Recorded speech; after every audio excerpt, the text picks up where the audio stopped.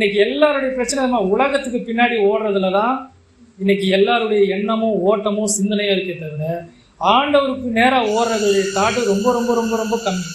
நீங்கள் கற்றுக்கிற ஒரு நாளாக இருந்தால் கூட அந்த ஒரு நாள் நீங்கள் எவ்வளோ பிரயாசப்படுறீங்க, நீங்கள் எவ்வளோ முயற்சி எடுக்கிறீங்க, நீங்கள் எவ்வளோ நீங்கள் கற்றுக்குறீங்க அப்படின்றது ரொம்ப முக்கியம்.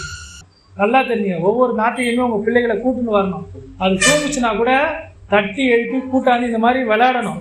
அட்லீஸ்ட் சும்மாவாது தட்டி சேர் போட சொல்லுங்கள், பாய் போட சொல்லுங்கள், உட்காந்து வாசித்து கேட்க சொல்லுங்கள். வளர வளர உட்காந்து கையில் நோட்டை ஏதாவது எடுத்து பேனாவை கொடுத்து ஏதாவது ஒன்று கிறுக்க வைங்க. வீட்டில் வேத வசனத்தை வாசிக்க வைங்க, ஒப்பிக்க வைங்க. நான் சொல்றது புரியுதுங்களா? அதை ரெக்கார்ட் பண்ணி அதுங்களுக்கே திரும்ப போட்டு காட்டுங்க. ஒரு கியூரியாசிட்டி வரும் அதுங்களுக்கு அந்த பாடுறது. நீங்கள் எப்படி உங்கள் குழந்தைங்களை வசனம் சொல்றதுல சங்கீதத்தில் அவங்க நடக்கும் போதும் போகையிலும் வருகையிலும் உட்காரும் போதும் ஏந்திரிக்கும் போதும் தேவனுடைய வார்த்தை என்ன இருக்கணும், உங்களுடைய வாயில் அவைகள் இருக்கணும்னு போட்டு அப்படி நீங்கள் நடத்தினாதான் உங்களுடைய காலத்துக்கு பிறகு சபையில் உங்களுடைய பிள்ளை ஆவிக்குரிய முதிர்ச்சியில் வளருவான். அவனுடைய சந்ததியை உருவாக்குவான்.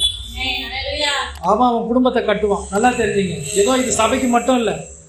நான் போன செய்தியில் சொன்னல, நீங்கள் ஆசீர்வாதத்தை பெற்றுக்கொள்ளணும்னா அதுக்கு முக்கிய காரணம் எங்கே தெரியுமா?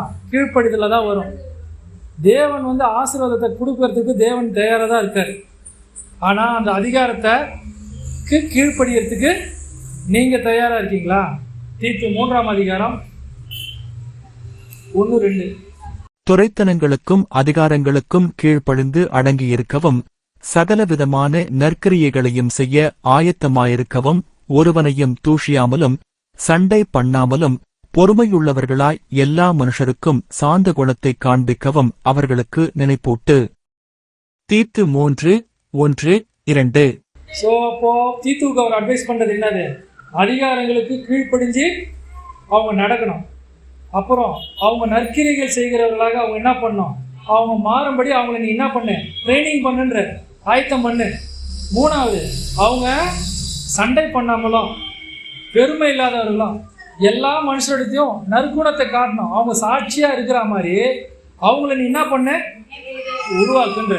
ஸோ அவருக்கு கொடுக்கப்பட்ட கிரேதாத்தியில் அவர் விட்டு வந்ததுக்கான காரணம் தான். நான் சொல்கிறது புரியுதா? ஃபஸ்ட்டே நான் எல்லாத்தையும் சொல்லிட்டேன். ஆக்சுவலாக அவுட்லைனாக நான் சொல்லிட்டேன். நான் இப்போ வசனத்தை எடுத்து காட்டுறேன். அப்போது அவரை விட்டுட்டு வந்ததுக்கான ரீசனு, அந்த ஜனங்க எல்லாருமே எதை சொன்னாலும் நம்புவாங்க. அவங்களுக்குள்ள என்ன இல்லை, அறியாமையில் இருக்காங்க, ஆவிக்குரிய முதிர்ச்சியில் இல்லை, அடங்காதவர்களாக இருக்காங்க, நற்சாட்சி இல்லாதவர்களாக இருக்காங்க, நற்கிரிகை செய்கிறவர்களாக அவங்க இல்லை. ஆனால் நீ என்ன பண்ணு, இது எல்லாத்தையுமே கண்ட்ரோல் பண்ணி அவங்களுடைய நற்குணம் செய்கிறவர்களாக அவங்க நல்லவங்களா அவங்கள மாற்றணும். அதுதான் உன்னுடைய வேலை அப்படின்றத அவர் சொல்றார். அல்லையா? ஸோ அப்படிப்பட்டவர்களாக நீங்கள் மாறணும்னா முதல்ல நீங்கள் கீழ்ப்படுத்தலுக்கு உங்களை நீங்கள் அர்ப்பணிக்கிறவங்களா நீங்கள் மாறணும். அப்படி நீங்கள் மாறுகிற பொழுது தான் ஆசீர்வாதம் உங்களை நோக்கி நீங்கள் வரும்.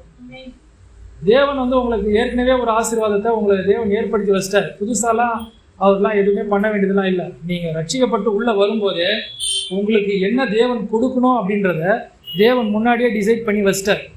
ஆபிரகாமுடைய பிள்ளை யாரு? ஈசாக். ஈசாக்குக்கு 2 பிள்ளை. ஒருத்தன் பேர் யாரு?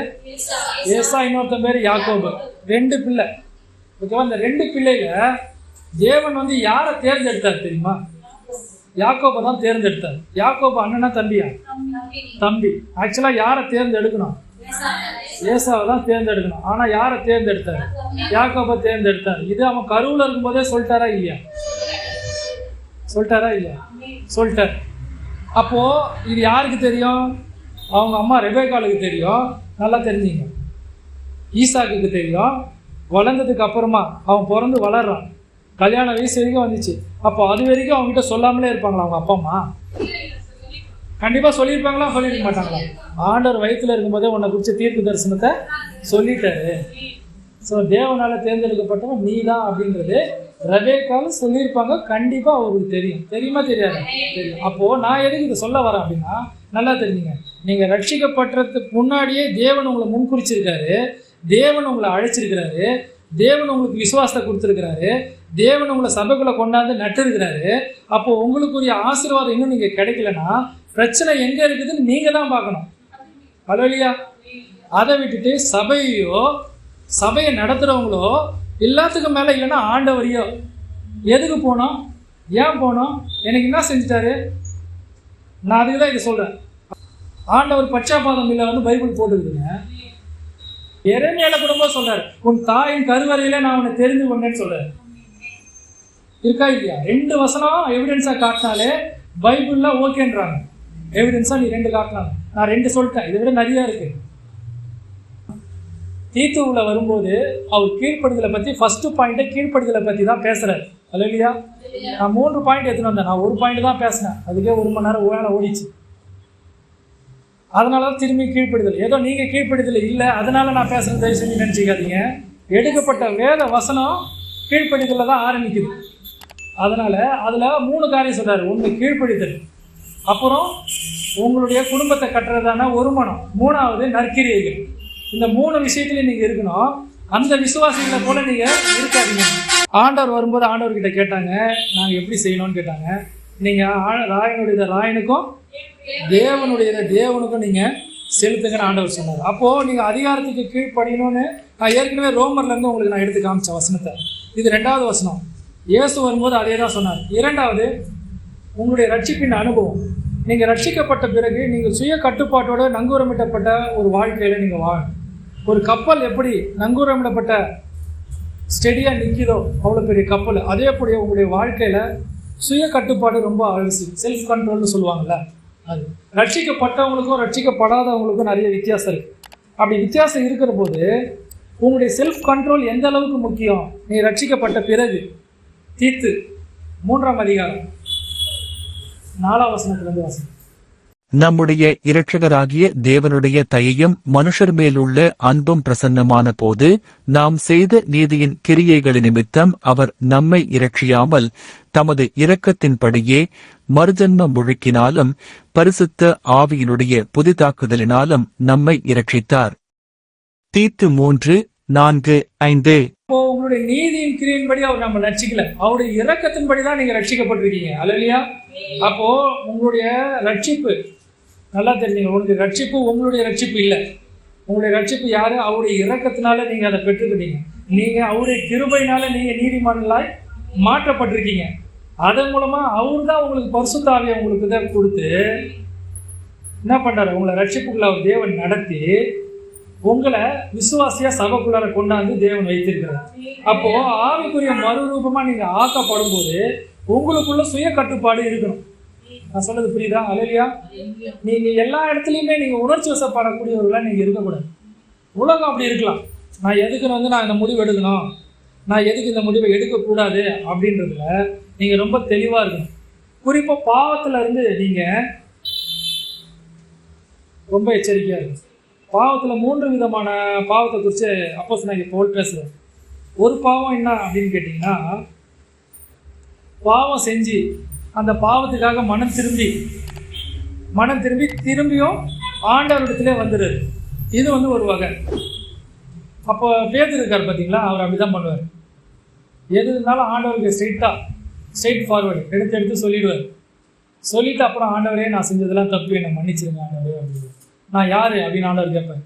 நீ ஜீவனுள்ள தேவனுடைய குமாரனாகிய கிறிஸ்து அப்படின்னு உன்னை ஆண்டவர் சொல்லுது, உனக்கு தேவனே வெளிப்படுத்தினார் அப்படின்னு ஆண்டவர் சொல்லுவார். அப்புறம் சொல்லுவார், நான் மறிக்க போறேன் ஆனாலும் 3ஆம் நாள்ல உயிர் தேடுவேன் அப்படின்னு. ஆண்டவரே உனக்கு இது நடக்கக்கூடாது அப்படின்னு. அப்பால இப்போ சாத்தானே அப்படின்னு.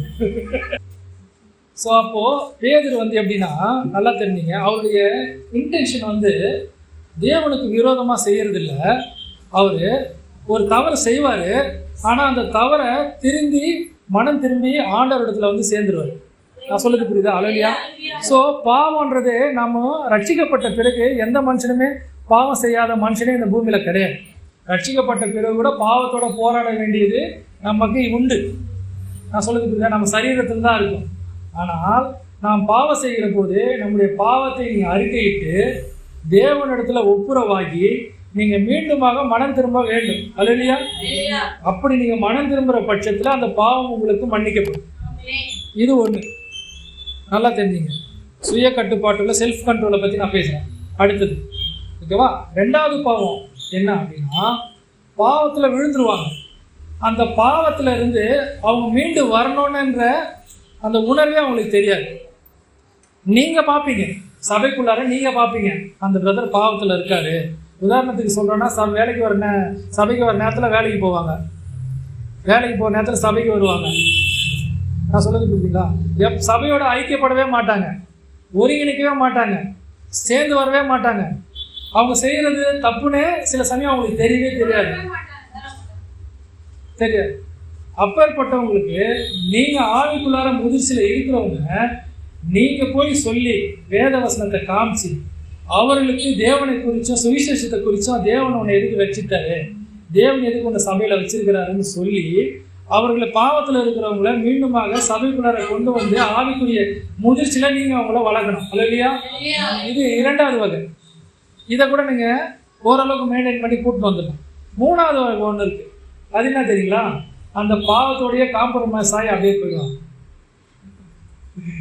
பாவம் செஞ்சு அதை குறித்த குற்ற உணர்வே அவங்களுக்கு இல்லாமயே அந்த பாவத்தோடைய வாழ ஆரம்பிச்சிருவாங்க. அதுவும் இதுவும் ஒன்று, இவங்களும் அவங்களும் ஒன்று அப்படின்னு கை கொட்டி. நான் சொன்னேன், அந்த மூன்றாவது தலைமுறையில் ஜென்ரேஷன் ரொம்ப முக்கியம். நான் சொன்ன பாருங்க, அந்த பிள்ளைகளை நீங்கள் ஆவிக்குறியில் வளர்த்தாதான் அவங்க சபைக்கு உண்மை உள்ளவர்களாக வளருவாங்க, அவங்க குடும்பத்தை கட்டுவாங்க, அவங்க சபைக்கு தூணாக நிற்பாங்கன்னு நான் சொன்னேன் பார்த்தீங்களா? அது இப்படிப்பட்டவங்களுடைய பிள்ளைகளுடைய நிலைமை என்ன ஆகும் நீங்கள் யோசிப்பாங்க. இவங்களே பாவத்துக்குள்ளார போய் பாவத்தோட சமாதானமாகி போயிட்டாங்கன்னா அவங்களுக்குள்ளே இருக்கிற ஜென்ரேஷன் இருக்குல்ல, அந்த ஜென்ரேஷன் வெளியில் வர்றதுக்கான வாய்ப்பே இல்லை. ஸோ அதனால் இந்த 3 விதமான பாவத்தை குறித்து நீங்கள் சிக்கிக்கொள்ளாதபடிக்கு நீங்கள் ஆவிக்குரிய வாழ்க்கையில் நீங்கள் உறுதியாக இருக்கணும். கலாத்தியர் 6ஆம் அதிகாரம் 1ஆம் வசனத்தை வாசிங்களா? சகோதரரே, ஒருவன் யாதொரு குற்றத்தில் அகப்பட்டால் ஆவிக்குரியவர்களாகிய நீங்கள் சாந்தமுள்ள ஆவியோடே அப்படிப்பட்டவனை சீர்பொருந்த பண்ணுங்கள், நீயும் சோதிக்கப்படாதபடிக்கு உன்னை குறித்து எச்சரிக்கையாயிரு. கலாத்தியர் 6:1. நீங்க என்ன ஆயிருக்கணும்? முதல்ல நீங்க ஆவிக்குரிய முதிர்ச்சியில நீங்க இருக்கணும். நீங்க இருந்தாதான் நீங்க ஆவியோட அப்படிப்பட்டவனை சீர்பொருந்த பண்ண முடியும். ரோமர் 6ஆம் அதிகாரம் 12ஆம் வசனம். ஆகையால் நீங்கள் சரீர இச்சைகளின்படி பாவத்திற்கு கீழ்ப்படியத்தக்கதாக சாவுக்கேதுவான உங்கள் சரீரத்தில் பாவம் ஆளாதிருப்பதாக. ரோமர் 6:12. இப்போ சாவுக்கு ஏதுவான உங்க சரீரங்கள் ஆளாம இருக்கிறதுக்கு நீங்க என்ன பண்ணணும்? பரிசுத்தமா நீங்க வாழும்படிக்கு ரோமர்ல இருந்து எடுத்து நான் காமிச்சேன், கலாத்தியர்ல இருந்து நான் உங்களுக்கு காமிச்சேன். அவர் எல்லா நிருபத்திலையும் இந்த பாவத்தை குறித்து அவரு நீங்க பேசுறாரு. அப்போ அதை இதை எப்படி நீங்க சால்வ் பண்ணலாம்? சபையில் இருக்கிறவங்க இதை எப்படி ரிசால்வ் பண்ணலாம் அப்படின்னா, தீத்து 1ஆம் அதிகாரம் 7ஆம் வசனம் 8ஆம் வசனம் வாசிங்க. ஏனெனில் கண்காணியானவன் தேவனுடைய உக்கிரானக்காரனுக்கேற்ற விதமாய் குற்றஞ்சாட்டப்படாதவனும் தன் இஷ்டப்படி செய்யாதவனும் முற்கோபமில்லாதவனும் மதுபான பிரியமில்லாதவனும் அடியாதவனும் இழிவான ஆதாயத்தை இச்சியாதவனும் அந்நியரை உபசரிக்கிறவனும் நல்லோர் மேல் பிரியமுள்ளவனும் தெளிந்த புத்தி உள்ளவனும் நீதிமானும் பரிசுத்தவானும் இச்சையடக்கமுள்ளவனும். தீத்து 1:7-8. இத்தனை குவாலிஃபிகேஷன் இருந்தாதான் நீங்க போய் அவனை சமாதானம் பண்ணி சீர்பொருந்தி கொண்டு வர முடியும். நல்லா தெரிஞ்சுங்க, சபைக்குள்ள இருக்கிறவங்க சபையுடைய மூப்பர்கள் இப்படிப்பட்டவங்களா இருக்கணும். அதை தான் அவர் தீத்துல சொல்றாரு. இப்படிப்பட்டவங்களை நீ உருவாக்குப்பான்றாரு. நான் சொல்றது புரியுதுங்களா? இப்படிப்பட்டவங்களை நீ உருவாக்க. அந்த சபையில் இருக்கிறவங்க அடங்காதவங்க, கீழ்ப்படியாதவங்க, அப்புறம் பெருச்சோற்று வைத்திருக்காருங்க, எதுக்குமே கீழ்ப்படிய மாட்டாங்க. ஆனால் அங்கே இருக்கிறவங்களை நீ என்ன பண்ணணும்? நீ இப்படிப்பட்டவங்களா நீங்கள் மாற்றணும். அப்படி நீ மாற்றும் போது தான் நான் சொன்ன இந்த 3 பாயிண்டில் வராங்க பாருங்கள், பாவத்தில் இருக்கிறாங்க பாருங்கள், அந்த மிச்சம் இருக்கிற அந்த பீப்புளை நீ என்ன பண்ண முடியும்? அவர்களை கொண்டு நீ மீட்டு கொண்டு வந்து சபைக்குள்ளே நாட முடியும். இல்லையா?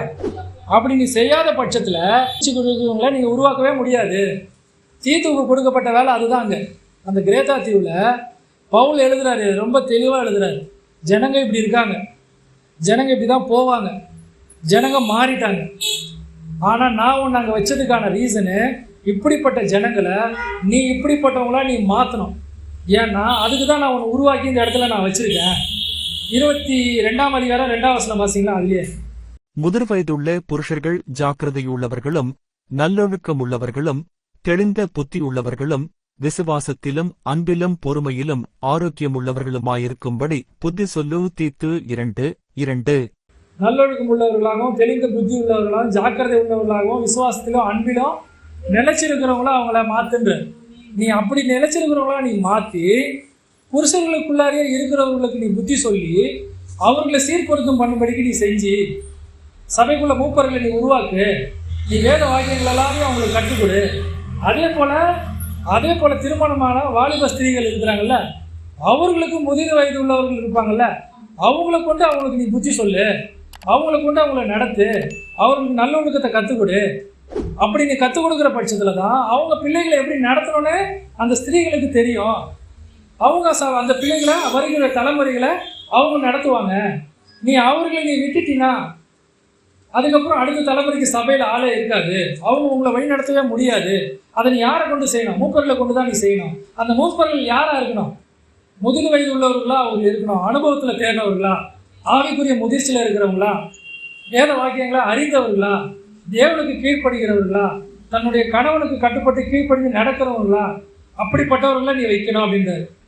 இதனுடைய தொடர்ச்சியை அடுத்த செய்தியில் கேட்கலாம்.